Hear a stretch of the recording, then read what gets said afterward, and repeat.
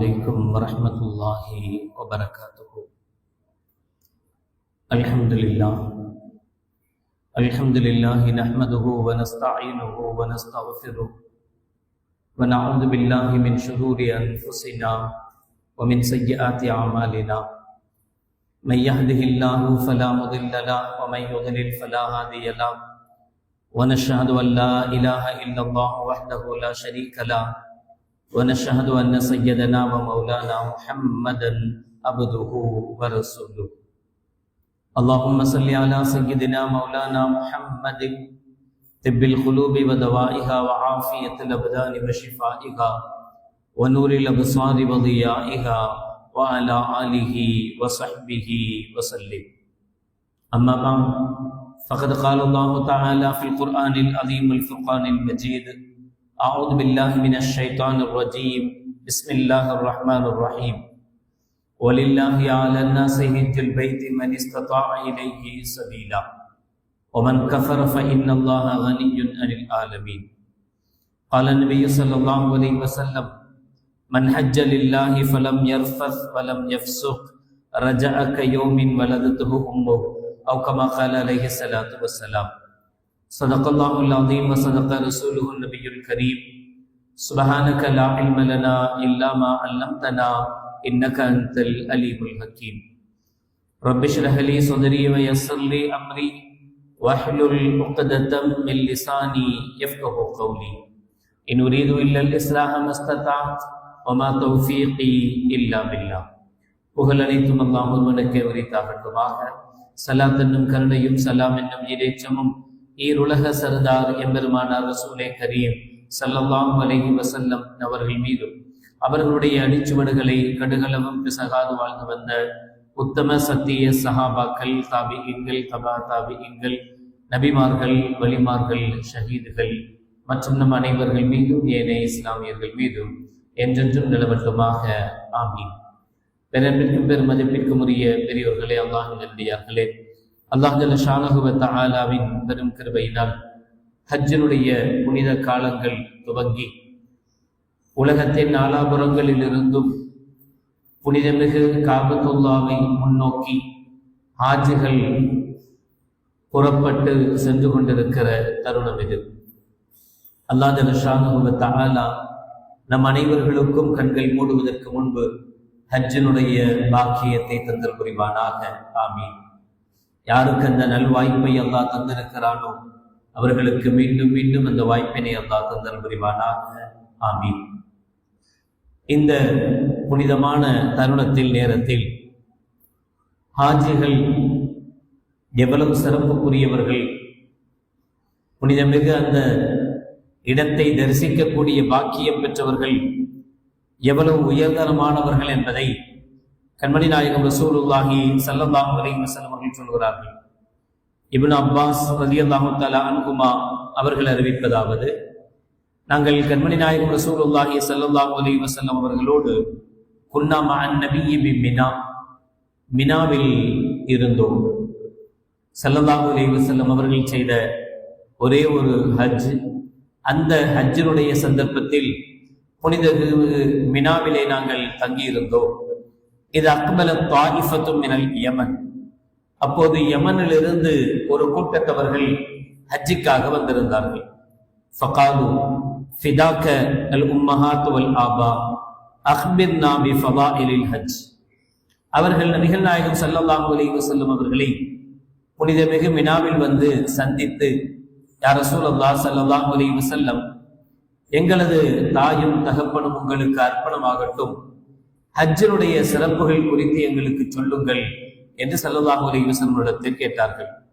இப்போ ஸல்லல்லாஹு அலைஹி வஸல்லம் அவர்கள் ஹஜ்ஜினுடைய சிறப்புக்கு பதிலாக ஹாஜியின் சிறப்புகளை ஸல்லல்லாஹு அலைஹி வஸல்லம் அவர்கள் சொல்ல ஆரம்பித்தார்கள். பலா ஐயோ ரஜுலின் ஹரஜ மின் மன்சிலிஹி ஹாஜ்ஜன் அவ் முக்தமிரன் ஃபகுல்லமா ரஃபஅ கதமன் வ வலஅ கதமன் தனாசரத்தி துனூபு மின் பதனிஹி கமா யதனாசருல் வரகு மினஷ் ஷஜர். ஒருவர் ஹஜ்ஜுக்காக வேண்டியோ அல்லது உம்ராவுக்காக வேண்டியோ எஹ்ராம் அணிந்து புறப்படுவாரேயானால் அவர் புறப்பட்ட அடுத்த நொடியிலிருந்து அவர் எடுத்து வைக்கிற ஒவ்வொரு காலடிக்கும் பகரமாக அவருடைய பாவங்கள் மன்னிக்கப்பட்டு கொண்டே இருக்கும். கமா யதனாஸருல் வரகு மினஷ் ஷஜர், மரத்திலிருந்து இலைகள் உதிர்வது போல அவருடைய உடலில் இருந்து அவருடைய பாவங்கள் உதிர்ந்து கொண்டே இருக்கும், அவர் எடுத்து வைக்கிற ஒவ்வொரு காலடிக்கும் பகரமாக. சாதாரணமாக கிடைக்காத ஒரு வாய்ப்பு. ஒரு ஹாஜ் அவர் வாழுகிற காலத்தில் இருந்த நேரத்தில் எப்படிப்பட்டவராக வாழ்ந்திருந்தாலும், எப்படிப்பட்டவராக இருந்தாலும் அவருக்கு அல்லாஹ் ஹஜ்ஜினுடைய பாக்கியத்தை தருவதே அல்லாஹ் அவருடைய பாவங்களை மன்னித்து அல்லாஹ் அவரை பொருந்தி கொண்டான் என்பதற்குண்டான முதல் அடையாளம் ஹஜ்ஜினுடைய வாய்ப்பு அவருக்கு கிடைத்திருப்பது, உம்ராவுடைய வாய்ப்பு அவருக்கு கிடைத்திருப்பது. காரணம், அவர் எடுத்து வைக்கிற ஒவ்வொரு எட்டுக்கும் பகரமாக அவருடைய பாவங்கள் அழிந்து கொண்டே போகும். பேதா வரதல் மதீனா சாஃபகன் நீ பிஸ்ஸலாம் சாஃபகத்துல் மலாயிகத்து பிஸ்ஸலாம்.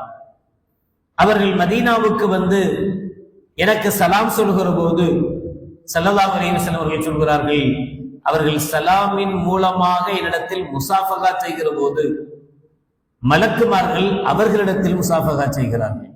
அந்த ஹாஜிகளிடத்திலே மலக்குமார்கள் முசாஃபகா செய்கிறார்கள். ஃபைதா வரத துல்ஹுலைஃபா வகத்தஸல தஹரஹுல்லாஹு மினத் துனூப். அவர்கள் பிறகு மதீனாவுடைய ஜியாரத்தை முடித்து ஹஜ்ஜிக்காக துல்ஹுலைஃபா என்கிற அந்த இடத்தை அடைந்து இஹ்ராம் கட்டி வைதா லபிஸ தௌபைனி ஜதீதைனி ஜஜ்ஜதல்லாஹு லஹு மினல் ஹஸனாத். அவர்கள் புத்தாடைகளை, புதிய அவர்களுடைய இஹ்ராமுடைய ஆடைகளை அணிந்து கொள்கிற போது அல்லாஹ் ஜல்லஷானஹு வ தஆலா எல்லா பாவங்களிலிருந்தும் அவர்களை குற்றமற்றவர்களாக, அவர்கள் மன்னிக்கப்பட்டவர்களாக அல்லாஹ் மாற்றி அவர்களை பரிசுத்தவானாக, புதியவர்களாக அல்லாஹ் அவர்களை மாற்றுகிறார். வைதா கால லப்பைக் அல்லாஹும்ம லப்பைக், அவர்கள் தல்பியாவுடைய முழக்கத்தை முழங்குகிற போது யா அல்லாஹ் இதோ நான் வந்து விட்டேன், யா அல்லாஹ் இதோ நான் வந்து விட்டேன் என்று ஹாஜிகள் அல்லது உம்ரா செய்யக்கூடிய உம்மார்கள் சொல்கிற போது அஜாபஹுர் ரப்பு பிலப்பைக் வ சஅதை அஸ்மஉ கலாமக் வ அன்துரு இலைக். அல்லாஹ் ஜல்லஷானஹு வ தஆலா அவர்களுடைய வார்த்தைக்கு பதிலளிக்கிறார். உங்களுடைய வருகை நல்வரவாகட்டும், வாங்க வாங்கன்னு கூப்பிடுறான், வருக வருகன்னு கூப்பிடுறான். உங்களுடைய வருகை நல்வரவாகட்டும், நீங்கள் அன்துரு இலைக் வ அஸ்மஉ கலாமக், நீங்கள் பேசுகிற ஒவ்வொரு வார்த்தையும், உங்கள் வாயிலிருந்து வருகிற ஒவ்வொரு வார்த்தையும் நான் செவிமடுக்கிறேன், நான் காது கொடுத்து காது தாழ்த்தி உங்களுக்கு மதிப்பளித்து கேட்கிறேன். அன்புரு இலை, நான் உங்களை கண்காணித்துக் கொண்டே இருக்கிறேன் என்று அல்லாஹ் ஜல்லஷானஹு வ தஆலா அந்த ஹாஜிகளுக்கு சொல்கிறார். வைதா தஹல மக்கா வ தாஃப வ ஸஆ பைன ஸஃபா வல் மர்வா வ அஸ்ஸலஹு அல்லாஹு லஹுல் கைராத்.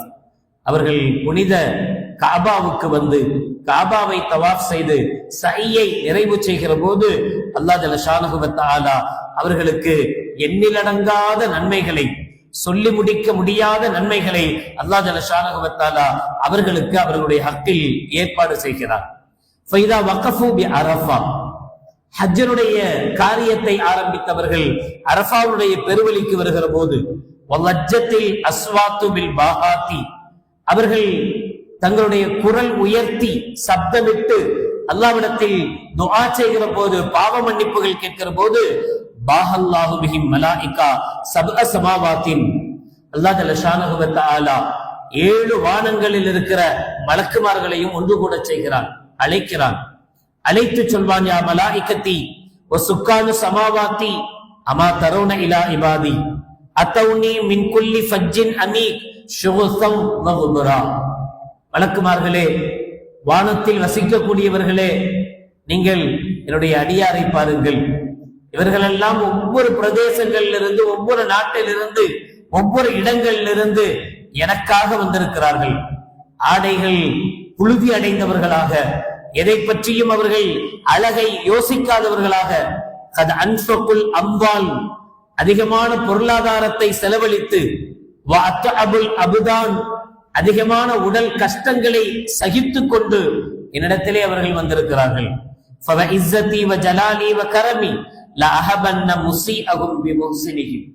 அல்லாஹ் ஜல்லஷானஹு வ தஆலா மலக்குமார்களை சாட்சியாக்கி சொல்கிறார்.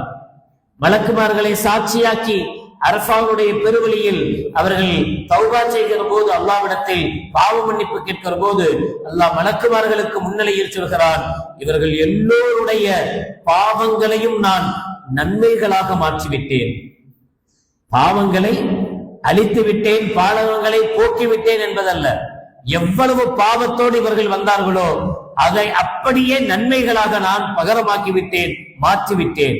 வல உஹ்ரிஜன்னஹும் மினத் துனூபி கயௌமின் வலதத்துஹும் உம்மஹாத்துஹும்.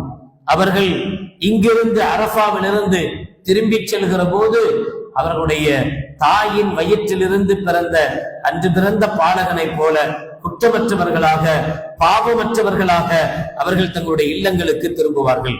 ஃபைதா ரமவ் அல் ஜிமார வஹலகு அர்ரூஸ வஸாரு அல் பைத்த. அதற்கு பிறகு ஹஜ்ஜினுடைய கடமைகளான ஷைத்தானுக்கு கல்லெறிந்து அவருடைய முடிகளை களைந்து பிறகு பைத்துல்லாவை தவாஃபும் செய்து முடித்து விட்டால் நாதா முனாதிம் மின் புத்துனானில் அரிஷ், அரிஷுடைய உட்புறத்தில் இருந்து ஒரு மலக்கு அறிவிப்பு செய்வார். அந்த ஹாஜிகளை பார்த்து இர்ஜிஉ மக்ஃபூரன் லக்கும் வஸ்தஅனிஃபுல் அமல், நீங்கள் பாவங்கள் எல்லாம் மன்னிக்கப்பட்டவர்களாக திரும்பி செல்லுங்கள். வஸ்தஅனிஃபுல் அமல், இனி நீங்கள் செய்கிற அமல்களை புதிதாக ஆரம்பியுங்கள், இனி நீங்கள் புதிதாக அமல் செய்யுங்கள், இதுவரை நீங்கள் செய்த அத்துணை பாவங்களும் மன்னிக்கப்பட்டு விட்டது என்று அரிசில் இருக்கக்கூடிய மலக்கு இவர்களை பார்த்து சொல்கிறார் என்று கண்மணி நாயகம் ரசூலுல்லாஹி ஸல்லல்லாஹு அலைஹி வஸல்லம் அவர்கள் ஒரு ஹாஜிக்குண்டான, ஒரு ஹாஜிக்கு கிடைக்கக்கூடிய மிக மிக சொற்பமான விஷயங்கள் குறித்து பேசி இருக்கிறார்கள். இதையெல்லாம் தாண்டியதுதான் அல்லாஹ்வுடைய அருள், அல்லாஹ்வுடைய அன்பு. அந்த ஹாஜை அல்லாஹ் பொருந்தி கொண்டான், இல்லைன்னா அல்லாஹ்வுக்கு யாரின் மீது பிரியமில்லையோ அவர்களை ஹஜ்ஜுக்கு அழைப்பதில்லை, அவர்களுக்கு மக்காவுடைய புனித இடத்தில் கால் பதிக்கும் பாக்கியம் கிடைப்பதே இல்லை. நவுதுபில்லாஹ், அல்லாஹ் பாதுகாக்க வேண்டும்.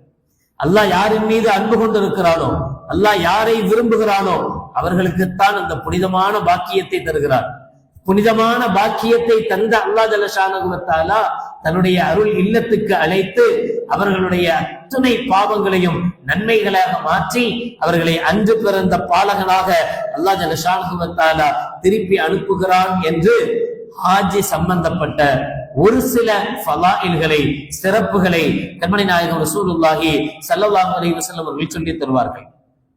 அந்த பாக்கியத்தை பெற்றவர்கள், பொதுவாகவே நான் அடிக்கடி சொல்வது, யார் மேல நமக்கு அன்பும் பண்பும் அவர்கள் பாசமும் அதிகம் இருக்குமோ அவர்கள் மீது கண்டிஷனும் அதிகமா இருக்கும்.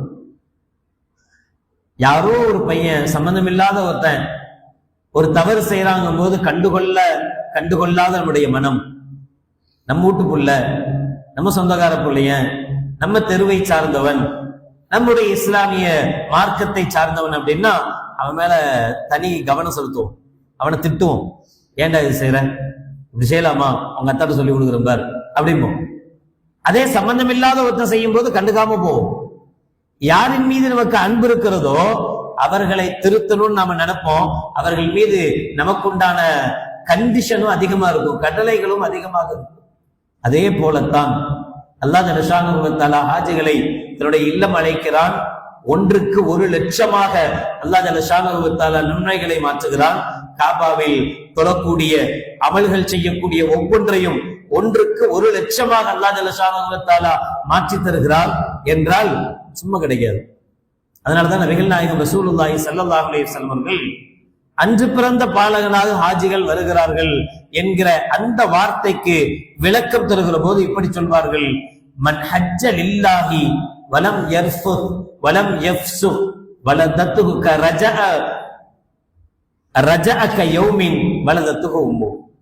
எப்போது ஒரு ஹாஜி அன்று பிறந்த பாலகனாக திரும்புவார் தெரியுமா?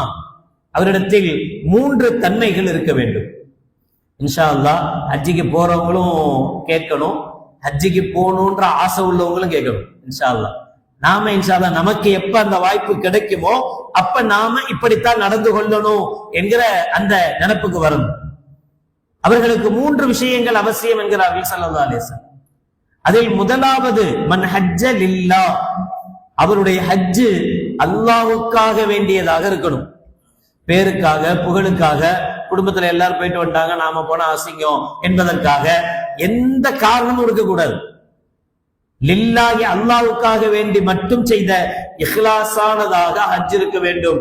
முதல்ல எண்ணம் தூய்மை பெற வேண்டும் ஹஜ்ஜுக்கு.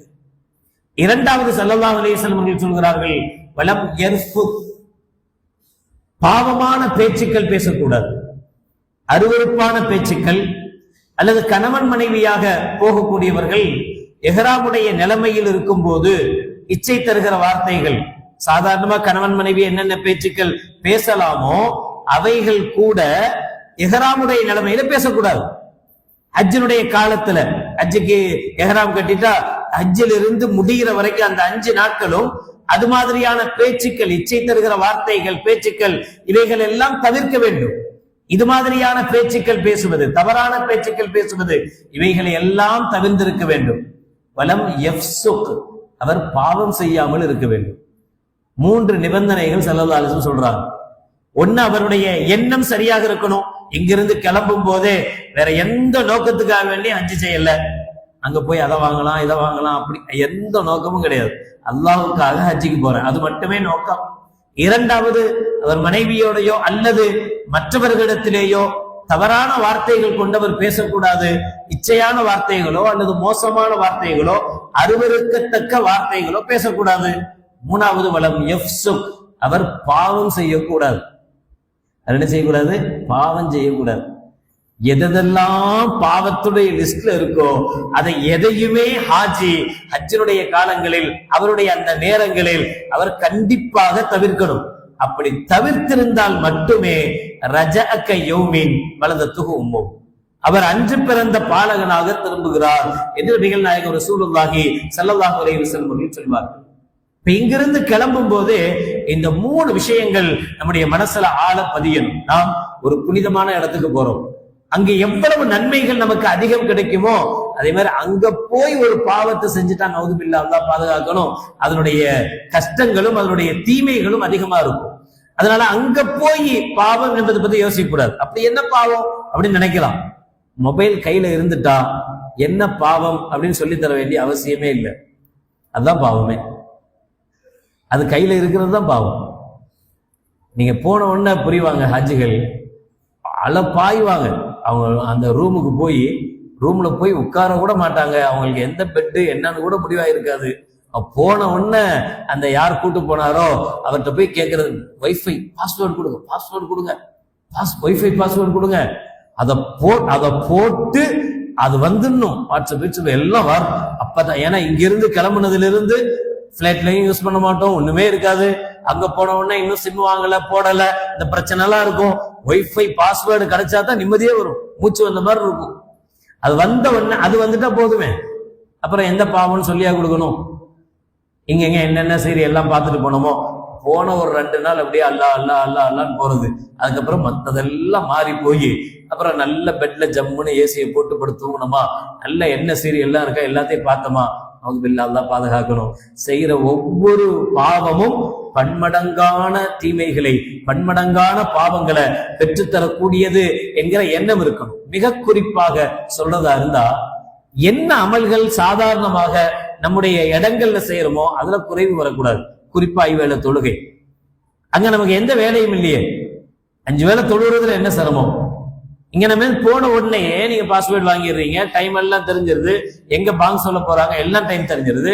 எப்ப பாங்குடைய நேரம் இருக்கிறதோ பாங்குக்கு முன்னாடியே 10 நிமிஷம் 1/4 மணி நேரத்துக்கு முன்னாடியே ரூம்ல இருந்து கிளம்பி ஹரமுக்குள்ள போறதுக்கு முயற்சி பண்ணணும். ஹரமுக்குள்ள போய் தான் தொழுவணும், பள்ளிக்கு உள்ள போய் தான் தொழுவணும். வெளியில சம்பந்தம் இல்லாத இடத்துல எல்லாம் ரோட்லயே நின்று எங்கெங்க இடம் கிடைக்குதோ அங்க ஆரம்பிச்சாங்கன்னா அங்கேயே முசல்லா விரிச்சு அப்படியே தக்பீர் கட்டிடுறது. அந்த தப்பெல்லாம் பண்ணக்கூடாது. நம்ம இங்கிருந்து இவ்வளவு கஷ்டப்பட்டு எதுக்காக போயிருக்கோங்க? தொழுறதுக்கு தானே போயிருக்கோம், அமல் செய்ய தானே போயிருக்கோம். இப்ப அங்க போய் கூட நம்முடைய அமல்கள்ல முன்னேற்றம் வரலன்னா வேற என்ன வேலை நமக்கு அங்க? அதனால கண்டிப்பாக டைம் என்னவோ உங்களுக்கு தெரியும். பாங்கு சொன்னா இக்காமத்துக்கு டைம் கிடையாது. நம்ம பள்ளியாசல்ல பாங்கு நேரம் இக்காமத் டைம் 2 எழுதி போட்டிருப்போம். அங்க இக்காமத்துக்கு டைம் இருக்காது, பாங்குக்கு மட்டும்தான் டைம் இருக்கும். பாங்கு சொன்ன பிறகு சுன்னத் தொழுகிறதுக்கு டைம் இருக்கும். சுன்னத்துக்கு பின்னாடி எப்ப இக்காமத் சொல்லுவாங்கன்னு தெரியாது. எப்ப இக்காமத் சொல்றாங்களோ அப்ப தக்பீர் கட்டிக்க வேண்டியதுதான்.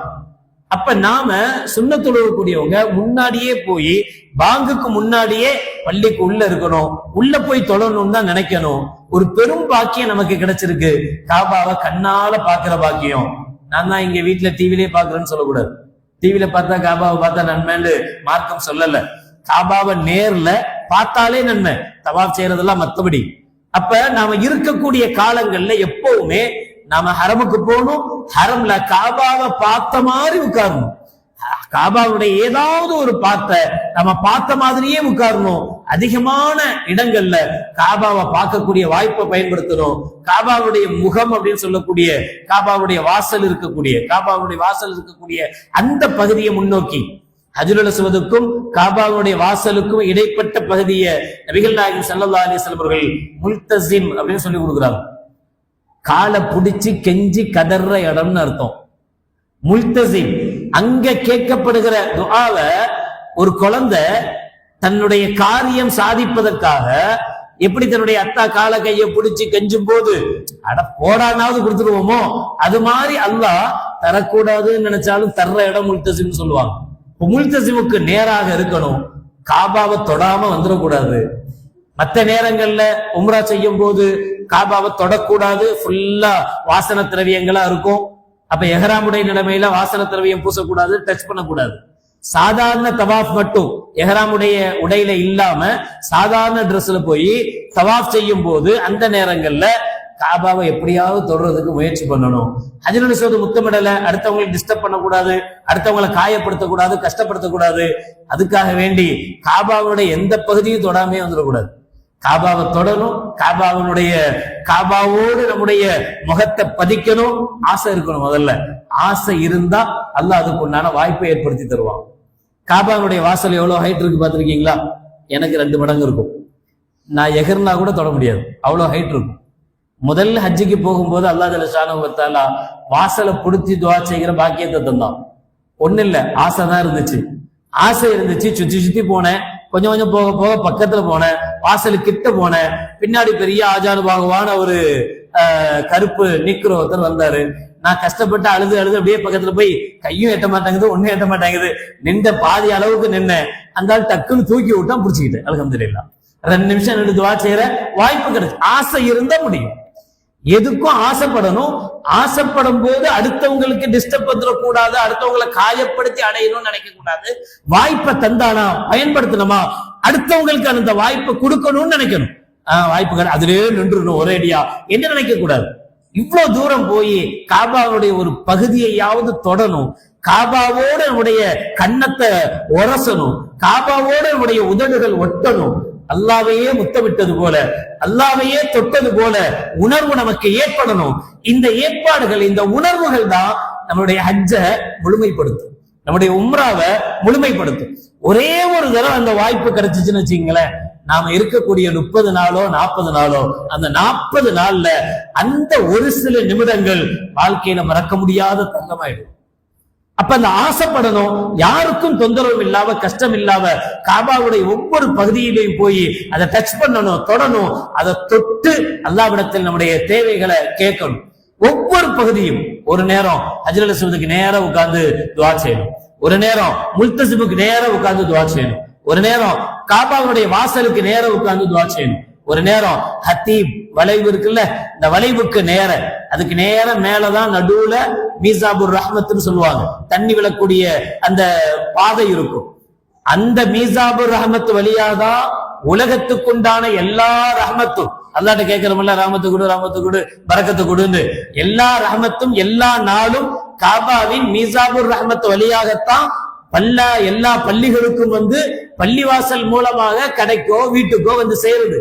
அப்ப நாம எங்க மீசாபுர் ரஹ்மத்து தயாராகுதோ அந்த தொழிற்சாலைக்கு போய் நிக்கிறோம். மீசாபுர் ரஹ்மத்துக்கு நேரம் நின்று அந்த அருளை, அந்த ரஹ்மத்தை, அந்த பரக்கத்தை அல்லாஹ்விடத்தில் கேட்கணும். ஒவ்வொரு இடங்கள்லையும் காபாவுடைய எந்த இடத்தையும் மிஸ் பண்ணக்கூடாது. பொதுவாகவே பள்ளிவாசலுக்கு வந்தா நமக்குன்னு ஒரு இடம் இருக்கக்கூடாது. பள்ளிவாசல் அந்த ஹாஜியாரா 3வது தூண்ல 4வது இடமா உட்கார்ந்து இருப்பார், அப்படி சொல்லக்கூடாது. பள்ளிவாசல்ல எல்லா இடத்திலையும் நம்முடைய நெத்தி பட்டிருக்கணும். நாளைக்கு நம் நெற்றி பள்ளியினுடைய எந்த இடத்துல பட்டுச்சோ அந்த இடங்கள் நாளைக்கு மறுமையில நமக்காக அல்லாஹ்விடத்தில் சாட்சி சொல்லும். இவர் தொழுதாரு, நான் சாட்சி சொல்றேன், பள்ளிவாசலுக்கு வந்தாரு, இங்க இந்த இடத்துல என் இடத்துல, அது சொல்லும். ஆமா, என் இடத்துல தொழுதாரு. அப்ப இந்த பள்ளியில எந்த இடத்துலயும் நம்முடைய நெத்தி படாத, சஜிதா செய்யாத இடம் இருக்கக்கூடாது. எல்லா இடத்திலும் சஜிதா இருக்கணும். அதே போலதான் காபாவிலையும் நம்ம ஆசைப்படணும். இருக்கிற நாள்ல எவ்வளவு முடியுமோ அவ்வளவு பகுதிகள்ல காபாவை சுத்தி மத்தாஃபனுடைய பகுதிகள்ல ஒவ்வொரு நேரம் ஒவ்வொரு பகுதிகளிலேயும் ஒவ்வொரு இடத்திலேயும் அந்த மத்தாஃபனுடைய எல்லா இடமும் நம்முடைய நெற்றிப்பட்ட இடமாக மாறணும். நம்முடைய மறுமையில் மத்தாஃபு, ஒட்டுமொத்த மத்தாஃபும் காபாவை சுற்றி இருக்க இடமும் நாளைக்கு அல்லாஹ்ட்ட நமக்காக சாட்சி சொல்கிற இடமாக அந்த இடங்கள் மாறி போகணும். ஐஸ்கிரீம் எல்லா இடத்துலையும் கிடைக்கும், கபாப் அது எல்லா இடத்துலையும் கிடைக்கும், கிடைக்காத இடமே கிடையாது. ஐஸ்கிரீம் சாப்பிட்றதுக்கு மக்காவுக்கு போக வேண்டிய அவசியம் இல்லை, கறி சாப்பிட்றதுக்கு மக்காவுக்கு போக வேண்டிய அவசியம் இல்லை. அதனுடைய நேரங்களை குறைக்கணும், அமருடைய நேரங்களை அதிகப்படுத்தணும். அதுக்குதான் போயிருக்கிறோம் என்கிற எண்ணத்தோட அமல்கள் செய்யணும். கண்மணி நாயகம் ரசூலுல்லாஹி ஸல்லல்லாஹு அலைஹி வஸல்லம் அவர்களை பார்க்கிற பாக்கியத்தை அல்லாஹ் நமக்கு தரப்போறான். கண்மணி நாயகம் ஸல்லல்லாஹு அலைஹி வஸல்லம் அவர்கள் சொன்னாங்க, யார் என்னுடைய வஃபாத்துக்கு பிறகு என்னுடைய கபரை வந்து ஜியாரத்து செய்வாரோ அவர் என்னை ஹயாத்தோடு தரிசித்தவரை போல என்றார்கள் கண்மணி நாயகம் ரசூலுல்லாஹி ஸல்லல்லாஹு அலைஹி வஸல்லம். சஹீஹான ஹதீஸ், யாரும் இதுல மாற்றுக்கிறது கிடையாது. நமக்கு அந்த வாய்ப்பு கிடைச்சி நாம ரசூலுல்லாஹி ஸல்லல்லாஹு அலைஹி வஸல்லம் மக்பராவுக்கு முன்னாடி நின்று ஸலாத்து வஸ்ஸலாமு அலைக்க யா ரசூலல்லாஹ் அப்படின்னு சொல்லும் போது உண்மையிலேயே கண்மணி நாயகம் ரசூலுல்லாஹி ஸல்லல்லாஹு அலைஹி வஸல்லம் அவர்கள் நேரில் நின்று எப்படி சலாம் சொல்வோமோ அந்த உணர்வு பூர்வமான அந்த நிலை நமக்கு ஏற்பட வேண்டும். நபிகளாருக்கு உண்மையிலேயே நேரடியாக சலாம் சொல்கிறோம். நபிகள் நாயகம் ஸல்லல்லாஹு அலைஹி வஸல்லம் அவர்கள் நமக்கு மறுமொழி சொல்கிறார்கள், உங்களுக்கும் அல்லாஹ் சலாமத்தை தருவானாக, உங்களுக்கும் அல்லாஹ் நிம்மதியை தருவானாக என்கிற நபியினுடைய மறுமொழி நேரடியாக நமக்கு கிடைக்கிறது என்றால் எத்தனை மறுமொழி நம்ம கேட்கணும். ரசூலுல்லாஹ்வுடைய துஆ ஏற்றுக்கொள்ளாம போகுமா? ரசூலுல்லாஹ் நமக்காக துஆ செய்யறாங்கன்னா அந்த துஆவை எத்தனை முறை நாம வாங்கணும்? கஷ்டமே கிடையாது. எத்தனை தடவை வேணாலும் சுத்தி சுத்தி வந்து சலாம் சொல்லிட்டு ஒரு வழியா வந்து இன்னொரு வழியா போய்கிட்டே இருக்கலாம். ஆண்களை பொறுத்தவரை எந்த டிஸ்டர்பும் இல்லை, எந்த டைமும் கிடையாது. 24 மணி நேரமும் ஸல்லல்லாஹு அலைஹி வஸல்லத்துக்கு சலாம் சொல்லக்கூடிய வாய்ப்பும் பாக்கியமும் கிடைக்குது. ஆனா எத்தனை ஹாஜிகள், எத்தனை உம்ராவுக்கு செல்லக்கூடியவங்க சலாம் சொல்வதில் அதிக கவனம் செலுத்துறாங்க? கம்மி, குறைவு. நேரங்கள் ரொம்ப கம்மி. தொழுவாங்க, நேரம் வந்துருவாங்க. தொழுவும் போது கூட போறதுக்கு முன்னாடியே 1/4 மணி நேரத்துக்கு முன்னாடியே போகணும், போய் சலாம் சொல்லிட்டு பள்ளியாசல போய் உட்காரணும். தொழுக முடிச்சுட்டு ரிட்டர்ன் வரும்போது திரும்ப ரசூலுல்லாஹ்க்கு சலாம் சொல்லிட்டு திரும்ப ரூமுக்கு வரணும். இது மாதிரியான நிலைகளை ஏற்படுத்தி கொண்டா நம்முடைய ஹஜ்ஜு, நம்முடைய உம்ரா பயன்மிக்கதாக உண்மையிலேயே. ஏன்னா அல்லாஹ் யாருக்கு எவ்வளவு காலத்தை வச்சிருக்கிறானோ நமக்கு தெரியாது, ஹயாத்தை வச்சிருக்கிறான்னு தெரியாது, யாருக்கு எத்தனை முறை அந்த பாக்கியத்தை தருவான்னு தெரியாது. அதனால நமக்கு கிடைத்திருக்கிற இந்த வாய்ப்பு, இந்த பாக்கியம் இறுதி வாய்ப்பாக நினைக்கணும், இறுதி பாக்கியமாக நினைக்கணும். பரவாயில்ல, இப்ப போனா அடுத்த தடவை வந்து செஞ்சுக்கலாம் அப்படி நினைக்க கூடாது. இந்த வாய்ப்பு இறுதி வாய்ப்பா நினைச்சு அடுத்த முறை வராம போனா என்ன செய்யறது? அதனால இப்பவே அதிகமா சலாம் சொல்லணும், இப்பவே அதிகமா செலவாக்கு ஓதணும், இப்பவே அதிகமா ஹரம்ல கால் பதிக்கணும் என்கிற எண்ணத்தோடு நாம் இருக்க வேண்டும். எல்லா இடங்களிலேயும் நீங்கள் துஆ செய்கிற அத்தனை இடங்களிலேயும் சமுதாயத்துக்காக, இஸ்லாமியர்களுக்காக, உலக நாடுகளில் வாழுகிற இஸ்லாமியர்களுக்காக, அவர்களுடைய கஷ்டங்கள் போக்குவதற்காக துஆ செய்ய வேண்டும். மற்றவர்களுக்கு நாம் எவ்வளவு அதிகமாக துஆ செய்வோமோ அப்ப நபிகள் நாயகம் ஸல்லல்லாஹு அலைஹி வஸல்லம் சொல்லுவாங்க, அல்லாஹ் நம் துஆ செய்யும் போது ஒரு மலக்க ஏற்பாடு செய்வானோ, ஏற்பாடு செஞ்சு நாம அடுத்தவங்களுக்காக துஆ செய்ய அந்த மலக்கு நமக்காக துஆ செய்வாராம். யா அல்லாஹ், இவர் அவருக்காக கேட்கிறாரு, நீ இவருக்கும் அந்த பாக்கியத்தை கொடு. இவர் அவர் கஷ்டம் போகணும்னு கேட்கிறாரு, யா அல்லாஹ் இவர் கஷ்டத்தை நீ போக்கு. யா அல்லாஹ் அவர் கடன் கொள்ள நீங்கணும்னு கேட்கிறாரு, இவர் கடன் கொள்ளைய நீ நீக்கு அப்படின்னு யார் நமக்காக கேட்பா? மலக்கு கேட்பார். நாம் கேட்கிற துஆ கூட ஒருவேளை ஏற்றுக்கொள்ளாமல் போகலாம்.